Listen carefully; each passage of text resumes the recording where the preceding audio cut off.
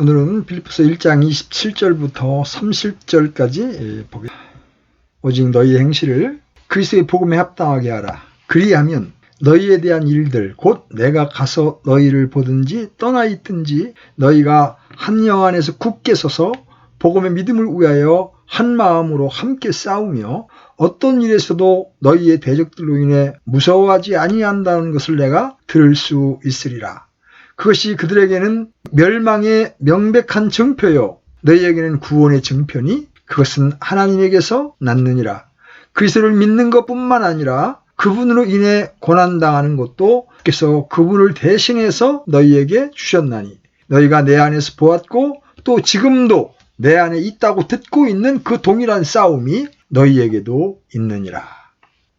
이제 우리는 계속해서 이 절들에 나타나 있는 바울의 실제적인 권면을 연구하게 될 것입니다.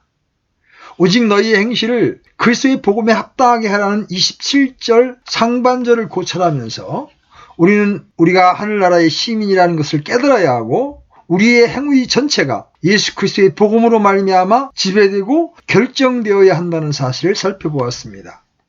그러나 사도는 그렇게 하는 것에 즉 일반적 권면의 형태로 내버려두는 것에 만족하지 않고 이제 자신의 습관대로 특별한 권면으로 나아가고 있습니다.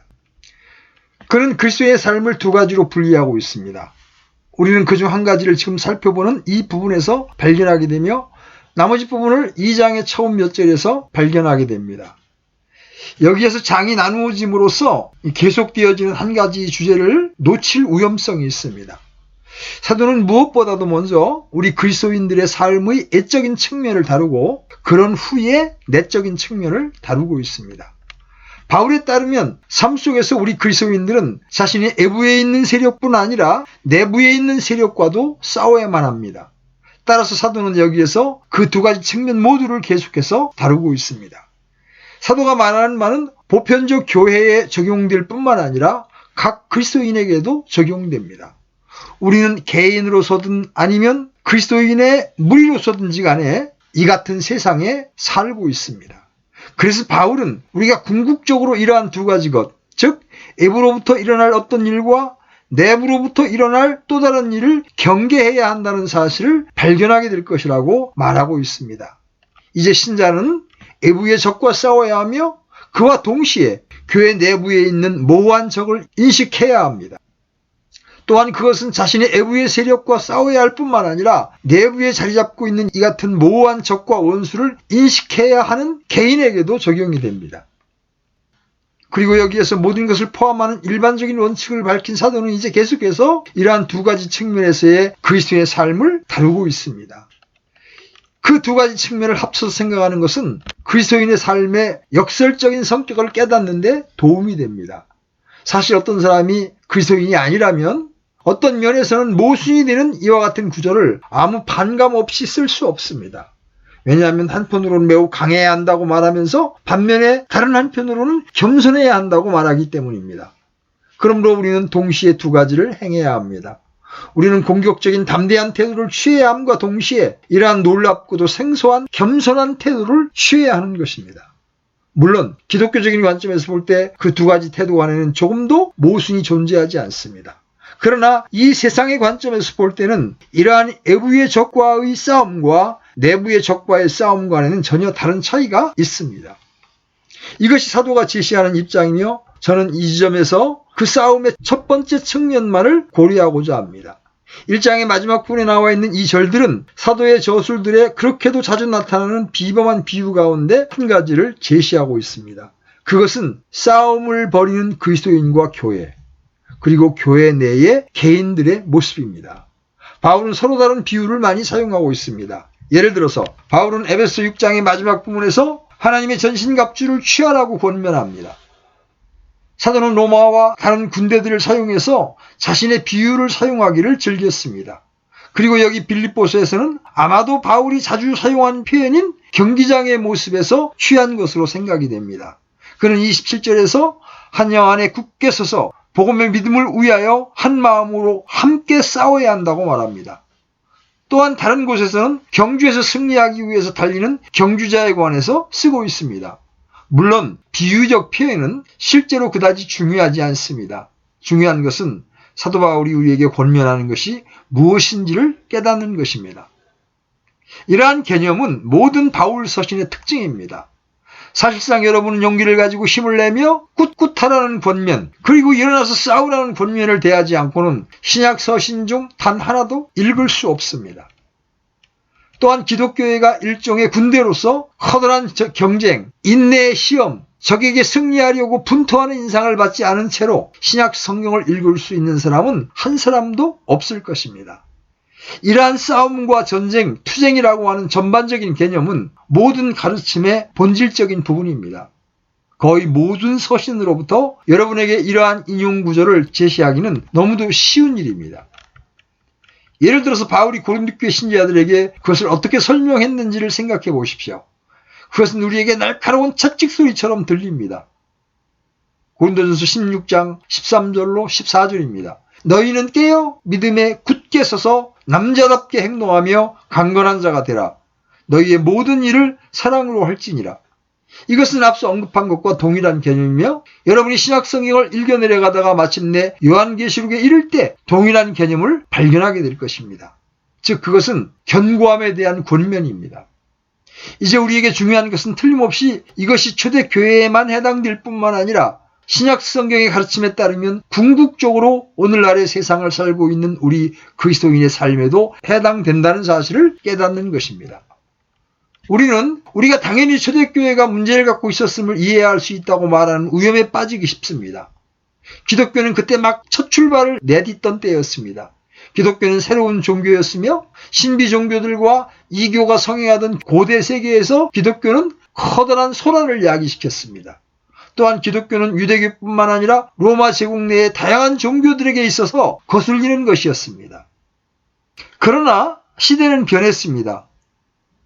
이것이 우리가 생각하는 경향이며 저는 여러분이 이에 동의하리라고 생각합니다. 그러나 신약 성경은 그러한 생각을 부정하는 동시에 매우 놀랍고 명백한 진술을 합니다. 우리 주님께서는 세상이 자신을 미워한 것처럼 그 제자들 역시도 미워하리라고 말씀하셨습니다. 그것은 그들이 그분을 따르는 자들이라는 이유 때문이었습니다. 또한 바울은 디모데에게 이렇게 말했습니다. 디모데후서 3장 12절 참으로 그리스도 예수님 안에서 하나님의 뜻대로 살고자 하는 모든 자는 핍박을 받을 터이나 그것이 일어나게 될 어떤 것이며 보편적인 규칙으로 규정되어 있습니다. 그리고 신약성경은 그것을 강력하게 표현하고 있습니다. 복음은 세상이 내세우는 모든 것과 전적으로 모순되기 때문에 필연적으로 세상과 갈등을 일으킬 수밖에 없습니다. 그러한 갈등은 일어날 수밖에 없으며 따라서 그것은 진정한 그리스도인의 삶에 피할 수 없는 결과입니다. 교회는 외부 세상과의 갈등을 체험하고 견디도록 형성되어 있는 것입니다. 따라서 저는 한번 우리의 전반적인 입장에 대한 매우 중요한 시험이 이와 같은 권면에 대한 태도를 살펴보는 것이라고 말씀드리고 싶습니다. 그것은 우리에게 매우 이론적이고 학문적인 어떤 것, 우리와 동떨어진 어떤 것, 2000년 전에 빌립보 교회 신자들의 경우에 국한시켜 생각해 보기에는 흥미로운 것이지만 현대의 그리스도인들에게는 상관없는 것으로 여겨질 수 있습니다. 신약 성경의 가르침에 비추어 볼 때 이것은 의미심장한 시험이 됩니다. 왜냐하면 만일 우리 주님을 사랑하는 모든 사람이 어떤 형태로든 핍박받으리라고 말하는 것이 사실이라면 문제는 우리가 이러한 핍박에 대해서 어떤 것을 알고 있느냐는 것이 되기 때문입니다.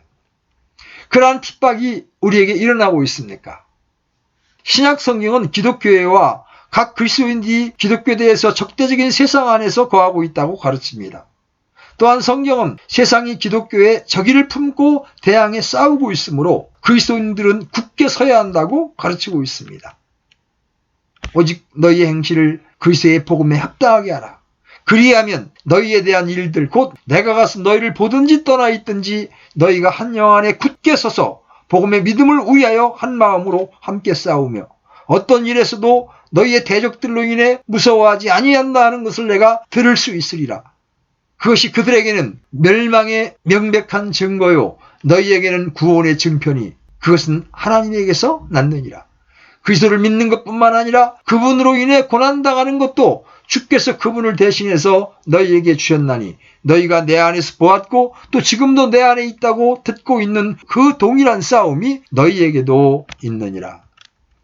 그러면 이제 이 장엄한 권면을 먼저 일반적으로 고찰해 봅시다. 그가 굳게 서라고 말하는 의미는 무엇입니까? 일반적으로 그것은 싸움이 존재하고 있음을 알아야 하며 또한 그 싸움의 성격을 깨달아야 한다는 사실을 의미합니다. 이제 저는 어떤 면에서 이 메시지가 현 시점보다 더 적절했던 적은 없었다고 자신 있게 말할 수 있습니다. 그러나 저는 오늘날의 세상에서 가장 큰 비극 중에 하나가 대체적으로 교회가 그 싸움의 성격을 깨닫지 못하는 데 있습니다. 이 싸움은 교회가 설립된 이후로 계속되어 온 싸움이며 지금도 계속되고 있습니다. 저는 우리가 실제로 진행되고 있는 그 싸움의 성격을 정말 인식하고 있는지 궁금합니다. 여러분에게 그 싸움이 함축하는 몇 가지 사실을 상기시키고자 합니다. 교회와 복음, 삶과 하나님, 그리고 구원의 견해에 가해진 지적, 철학적, 소위 과학적 공격에 대해서 생각해 보십시오. 저는 기독교가 시작된 이래로 교회와 교회의 진리에 대한 공격이 요즘처럼 극렬했던 적이 있었는지 의심스럽습니다. 지난 수십 년 동안 가해진 공격과 비판을 생각해 보십시오. 그러한 공격과 비판은 복음을 옹호해야 할 사람들이 복음을 비판하고 그 권위를 침해하려는 시도가 매 주일 일어나고 있습니다. 이러한 일은 과거 수세기 동안 계속되어 왔습니다. 그것은 자기들이 무엇이 옳고 무엇이 그른지를 이야기해 줄 수 있다고 말하는 권위자들에 의해 자행되는 이른바 고등 비평입니다. 그들은 성경을 멋대로 나누고서는 이것은 믿고 저것은 믿지 말라고 말합니다. 또한 여러분이 헬라어나 히브리어를 배우지 않는 한 무엇이 옳은지를 알 수 없으므로 그들의 발 앞에 앉아서 그들의 말을 들어야 한다고 주장합니다. 그러나 그들은 그들끼리도 의견의 일치를 본 적이 없으며 진리의 기초까지도 침해하고 있습니다. 그 다음으로 소위 과학적인 공격이 있습니다. 이러한 공격이 오늘날보다 더 치열했던 적은 없었습니다. 그 공격은 여러 동안 계속되어 왔으며 지금도 여전히 계속되고 있습니다.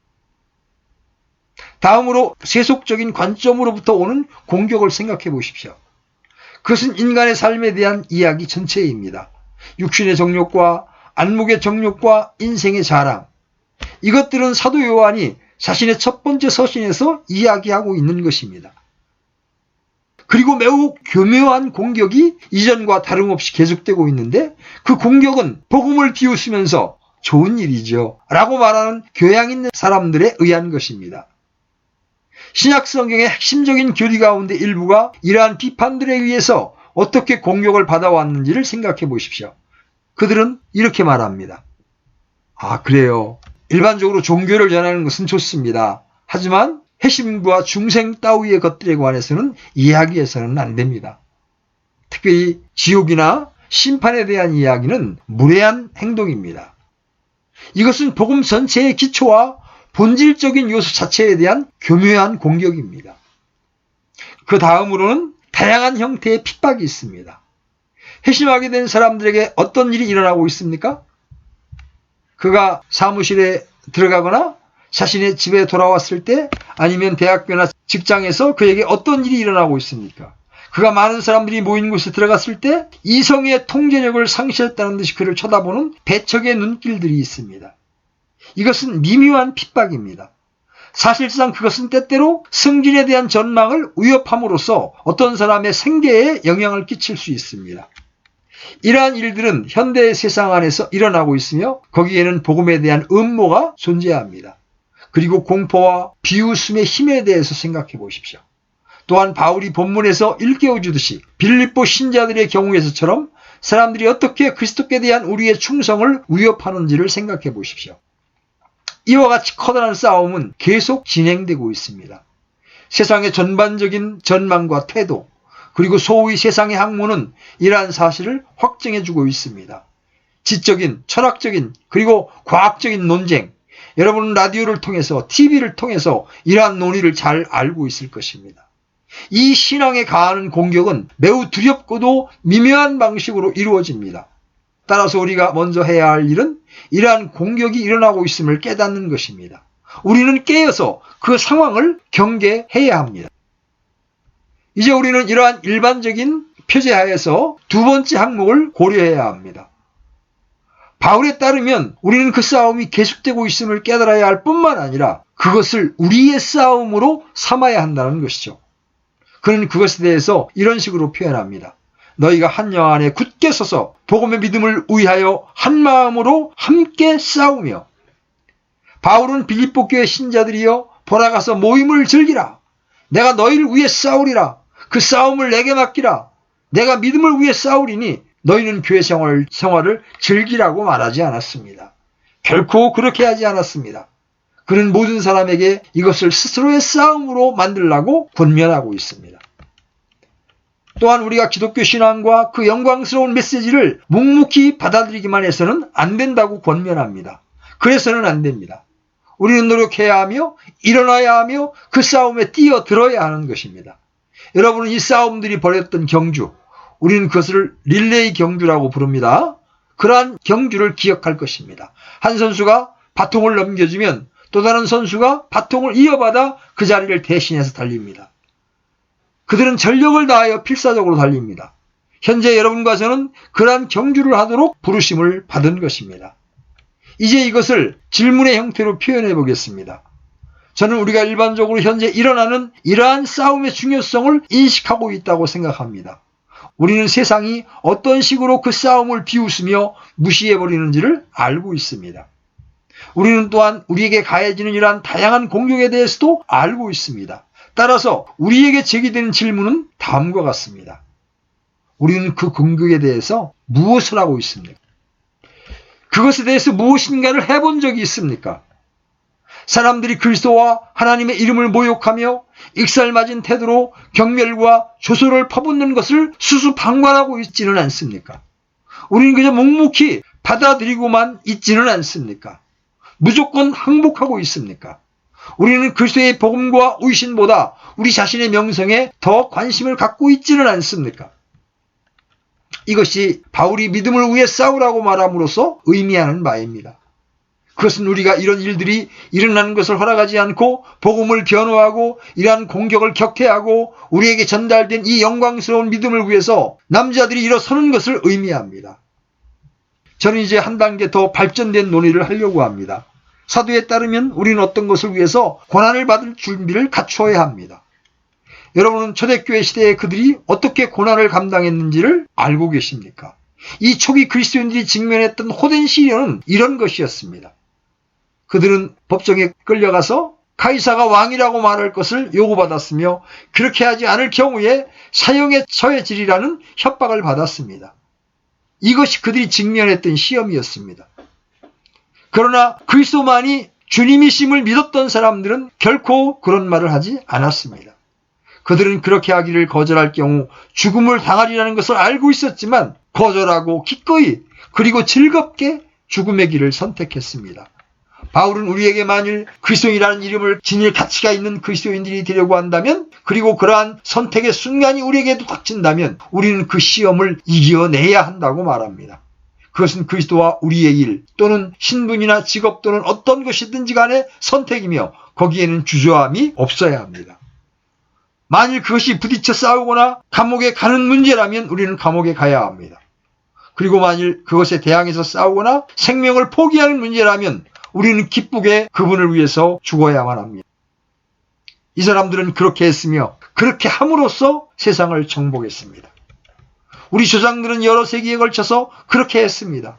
개혁자들과 청교도들 그 밖에 신앙의 선조들을 허락하신 하나님께 감사를 드립니다. 그것이 바로 우리가 속해 있는 전통입니다. 이처럼 이것은 일반적인 소명입니다. 이제 우리는 이 소명의 특별한 측면을 간단하게 살펴보아야 합니다. 바울은 우리에게 굳게 서라고 이야기했습니다. 따라서 우리는 어떻게 그렇게 하는지를 알 필요가 있죠? 이제 여러분에게 몇 가지 표제를 제시하고자 합니다. 제가 이런 식으로 서기 위해서 해야 할 첫 번째 일은 믿음이라는 것이 있다는 사실을 깨닫는 것입니다. 그리하면 너희에 대한 일들 곧 내가 가서 너희를 보든지 떠나 있든지 너희가 한 영 안에 굳게 서서 복음의 믿음을 위하여 한 마음으로 함께 싸우며. 이것은 입증할 필요가 전혀 없는 사실입니다. 저는 믿음이라는 것이 존재하고 있음을 알지 못하는 한 믿음을 위해서 진지하게 싸울 수가 없다고 생각합니다. 바울은 그냥 믿음을 위하여 서야 한다고 말하지 않고 복음의 믿음을 위하여 서야 한다고 말합니다. 믿음이란 학습되는 것이 아니라 사로잡히는 것이라고 믿게끔 하는 사람들이 있습니다. 그러나 기독교 신앙은 학습되는 것입니다. 그것은 교리의 본체이며 믿어야 할 실체입니다. 믿음은 인간 내부로 들어오는 정신이며 우리는 그것을 위해서 싸우고 변호할 수 있어야 합니다.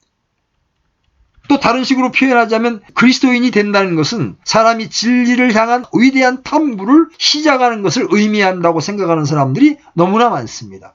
또한 어떤 사람들은 기독교 신앙이 수많은 종교 중 하나에 불과하다고 생각합니다. 오늘날에는 이렇게 말하는 사람들이 너무나 많습니다.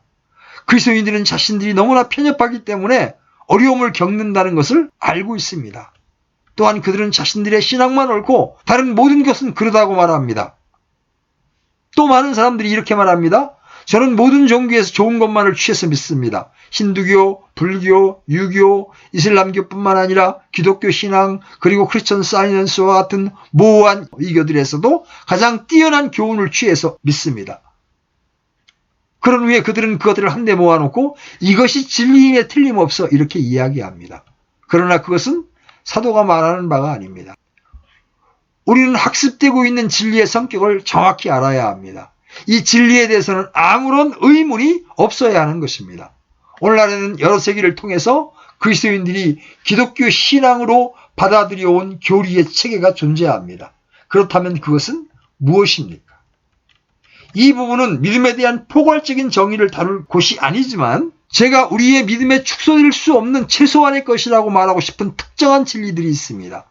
저는 주 예수 그리스도의 독특한 신성을 믿습니다. 그렇지 않다면 저는 그리스도인이 아닙니다. 저는 선한 사람일 수 있습니다. 또한 저는 타고난 훌륭한 정신을 소유하고 있을 수 있습니다. 그러나 저는 그리스도인이 아닌 것입니다. 그리스도의 독특한 신성, 기적적이고 초자연적인 일들, 대속, 그리스도의 죽으심, 3일 만에 문자 그대로의 그분의 몸의 부활, 하늘로 승천하심, 성령의 인격성, 오순절의 강림, 이것들이 기독교 신앙의 최소한의 요소입니다. 저는 여러분에게 사도 바울의 권면이 다음과 같은 것이라고 말씀드리고자 합니다. 우리는 믿음을 위해 싸우며 굳게 서며 변호하고 그것에 가해지는 공격을 격퇴해야 합니다. 또한 어느 누구라 할지라도 우리 주님의 영광 또는 그분의 완전하고도 완성된 사역의 경의를 훼손시키지 못하게 해야 합니다. 그리고 우리는 이 신앙을 위해 싸우고 그것을 확신해야 하는 겁니다. 제가 생각하기에 진리를 위해 싸우는 또 하나의 좋은 방법은 대체 방안을 검토하는 것입니다. 그리스도인들인 우리는 이 점에 있어서 약간 소홀한 듯 싶습니다. 기독교 신앙에 반대하는 과학의 조예 깊은 사람들 가운데 일부가 하는 말을 들어보십시오. 그들이 하는 말은 유식하게 들릴지 모릅니다. 하지만 그들을 향해서 이렇게 물어보십시오. 그러면 당신은 무엇을 믿으십니까? 인생과 도덕에 대한 당신의 견해는 어떤 것입니까? 당신은 우리에게 어떤 종류의 믿음을 제시해 줄 수 있습니까? 그리고 나서 그들이 말하는 것을 검토해 보십시오.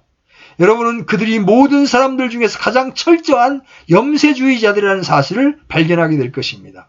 그들은 실제로 부정적인 비평을 제외하면 우리에게 말해줄 것이 아무것도 없습니다. 그들은 제공해 줄 만한 긍정적인 철학을 갖고 있지 못한 것입니다. 또한 소위 지식인이라고 하는 사람들 중 일부의 삶과 그들의 도덕을 검토해 보십시오. 능숙하게 말하기란 매우 쉬운 일입니다. 하지만 문제가 되는 것은 그들의 삶입니다. 기독교 신앙을 반대하는 사람들을 살펴보는 것은 여러분의 신앙을 더욱더 강하게 하고 굳게 서게 해줄 것입니다. 그리고 마지막으로 언제나 우리의 대적들로 인해 두려워하기를 거부해야 합니다. 그들은 다양한 방법으로 우리를 두려움으로 빠뜨리려고 할 것입니다. 하지만 여기서 우리는 주님의 말씀만을 굳게 의지할 뿐입니다. 내가 내 친구인 너희에게 이르노니 몸을 죽이고 그 뒤에는 더 이상 아무것도 하지 못하는 자들을 두려워하지 말라. 오직 너희가 두려워할 분을 내가 미리 너희에게 알려주리니 곧 죽인 뒤에 지옥에 던져넣는 권능이 있으신 그분을 두려워하라. 참으로 내가 너희에게 이르노니 그분을 두려워하라. 누가복음 12장 4절로 5절의 말씀입니다. 이 말씀을 기억하는 것은 얼마나 중요한 일입니까? 우리는 무엇이 우리를 기다리고 있는지 알지 못합니다. 그러나 우리가 확실히 알 수 있는 것은 그들은 오직 우리의 몸만 죽일 수 있을 뿐이며 우리의 혼은 죽이지 못한다는 사실입니다. 우리의 대적은 원자력뿐만 아니라 다른 모든 것을 가지고도 우리의 혼에 손을 대지 못합니다. 그가 원하는 대로 내버려 두십시오. 우리 안에는 우리를 해치는 자의 손길이 닿지 못하는 것이 영원히 존재하고 있습니다. 바울은 빌립보 신자들에게 아무 일에든지 대적들로 인하여 두려워하지 말라고 말합니다. 그들이 할 수 있는 일에는 한계가 있습니다. 그들은 독설과 빈정거림과 경멸을 쏟아 부을 수 있습니다. 또한 그들은 여러분의 인생과 경력을 망칠 수도 있습니다. 하지만 그들은 우리의 생명 및 영혼과 관계되는 모든 것에는 해를 입힐 수가 없습니다. 이제는 서는 방식에 대해서 간략한 지적을 하겠습니다. 다음 질문은 왜 우리가 서야 하느냐 하는 것입니다. 그 대답은 진리의 본질 때문에 그렇게 해야 한다는 것이죠. 설만한 가치가 있는 어떤 것이 존재합니까? 정치가들이 그들의 정당을 위해서 설 때 보여주는 그 열정과 열심을 보십시오. 그리고 그들이 어떻게 일하고 사람들과 논쟁을 벌이는지 보십시오. 그렇지만 기독교의 진리와 비교해 볼 때 그들이 우리에게 줄 설만한 것을 가지고 있습니까? 기독교의 진리, 이 얼마나 영광스러운 진리입니까? 하나님께서 자신의 독생자를 주셨으며 이 세상과 다음 세상 그리고 영원토록 충분한 모든 사람들을 위한 장엄한 구속이 존재한다는 진리 말이죠. 그것은 마음의 양식과 자극이 되는 참으로 강력하고도 영광스러우며 장엄한 진리입니다. 여러분은 또 다른 권면을 필요로 하십니까? 진리 자체, 진리의 특성과 본질은 우리가 변호하기 위해서 굳게 설 만한 가치를 가지고 있는 것입니다.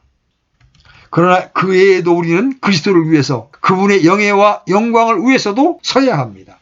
물론 그 진리를 공격하는 불쌍한 세상을 위해서도 그렇게 해야 합니다. 그것이 바로 부르심을 받은 우리가 해야 할 일인 것입니다.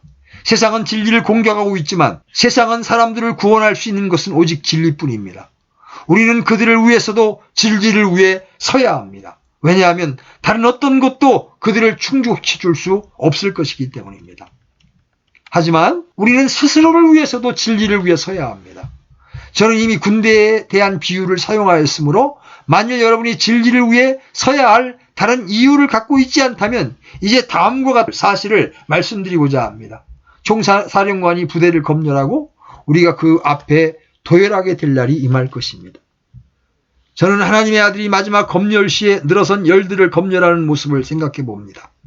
만일 여러분이 일반인인 것처럼 느끼기를 원치 않는다면 그 장엄한 검열이 있는 날 아침에 끔찍스러운 수치감을 느끼기를 원치 않는다면 이제 장부처럼 굳게 서서 결코 공격을 허락하지 않고 공격이 임할 때 그것을 격퇴하십시오. 여러분 스스로를 위해서도 진리와 신앙을 위해 굳게 서십시오. 이제 마지막으로 격려의 말씀을 드리고자 합니다.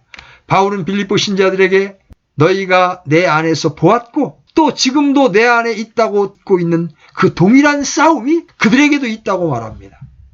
여러분 우리가 그 싸움을 계승하고 있다는 사실을 알고 있습니까? 그리스도인이라는 이유 때문에 이러한 싸움을 직면하는 사람이 있다면 그리고 핍박을 받거나 오해를 받는 사람이 있다면 저는 여러분이 바울 자신이 복종했던 것에 복종하고 있다는 사실을 상기시켜 드리고 싶습니다. 여러분은 위대한 싸움을 계승하고 있는 것입니다. 그리고 여러분이 그리스도인이라는 이유 때문에 고난을 받을 때 그것은 단지 그리스도께서 겪으셨던 일을 겪는 것이라는 사실을 아셔야 합니다. 세상은 그분을 미워하여 십자가에 못 박았습니다. 여러분은 자신들이 그 위대한 사람들 가운데 포함되어 있음을 알아야 합니다. 바울과 사도들, 순교자들과 모든 곳에 있는 하나님의 백성들, 그리고 그 모든 사람들의 머리가 되시는 주 예수 그리스도 자신으로 구성된 사람들 가운데 포함되어 있음을 아십니까? 이 얼마나 명예로운 일입니까? 그러나 이보다 더 놀라운 것이 있습니다. 바울은 다음과 같이 말합니다. 어떤 일에서도 너희의 대적들로 인해 무서워하지 아니한다는 것을 내가 들을 수 있으리라. 그것이 그들에게는 멸망의 명백한 증표요 너희에게는 구원의 증표니 그것은 하나님에게서 났느니라. 이 말은 여러분이 그리스도를 위하여 핍박과 공격을 받고 있다면 그것은 여러분이 그리스도인이라는 증거임을 의미한다는 것입니다. 이러한 일은 그리스도인에게만 일어나므로 여러분이 공격을 받고 있다는 바로 그 사실은 여러분에게 있어서 구원의 증거인 것입니다. 하지만 저는 여러분을 사랑의 정상 한 단계 더 높게 인도하고자 합니다. 그리스도를 믿는 것뿐만 아니라 그분으로 인해 고난 당하는 것도 주께서 그분을 대신해서 너희에게 주셨나니. 아멘. 이 말씀보다 더 놀라운 것이 있습니까? 이제 이 말씀을 해석해 보겠습니다. 이 말씀은 그리스도를 위해서 받는 고난이 그리스도께서 자신의 사람들에게 주시는 매우 특별한 은혜와 축복임을 의미합니다. 여러분 그것에 대해서 생각해 보셨습니까? 여러분은 그리스도를 위해서 고난을 받을 때 그분께 이렇게 말씀드려야 합니다. 감사합니다. 저를 이렇게 지고한 축복을 받을 만한 가치가 있는 존재로 여겨주심을 감사를 드립니다. 여러분이 아시다시피 초기 그리스도인들은 일반적으로 궁극적인 축복이 순교의 축복이라는 데 동의했습니다.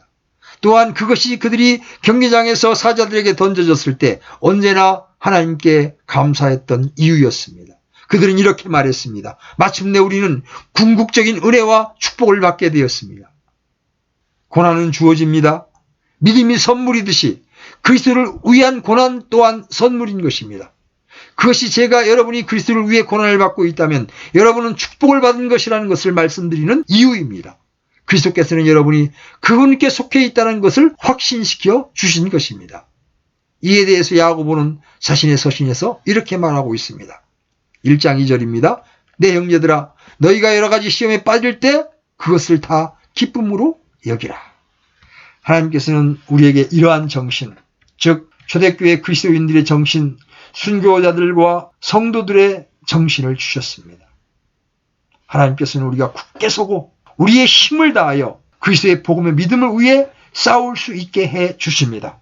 우리가 그분을 향하여 열려 있다면 말입니다. 오늘은 그리스도인은 진리를 위해 싸워야 합니다. 이런 주제로